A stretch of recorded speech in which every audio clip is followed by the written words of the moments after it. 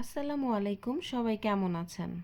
হুট করে বান্ধবী তার বাসায় নিয়ে চলে গেল, বলল আজকে কি জানি খাওয়াবে। তো আমরাও তাড়াতাড়ি চলে আসলাম যে দেখি কি খাওয়ায় আজকে বান্ধবী। এই যে আমাদের তুরতুরি বুড়ি, সে সিঁড়ি বেয়ে উঠতেছে।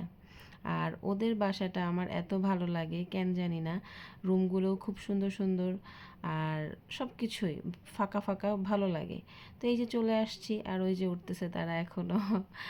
আর আমাদের আরেক বান্ধবী, ও হচ্ছে চানাচুর আর সরি চাল ভাজা আর হচ্ছে বাদাম নিয়ে আসছিল।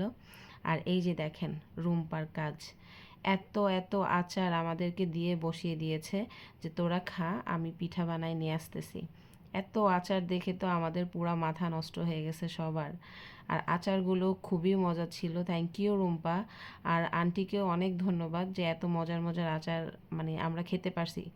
আর এই যে সে ছিটা রুটি বানাচ্ছে, এটা খাওয়ানোর জন্যই সে এত আমাদেরকে জোর করে নিয়ে আসছে। আর হচ্ছে দেশি মুরগি।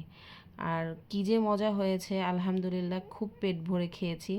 সবাই রুম্পার জন্য দোয়া করবেন, সেজন্যই বারবার আমাদের খাওয়াইতে পারে। আল্লাহ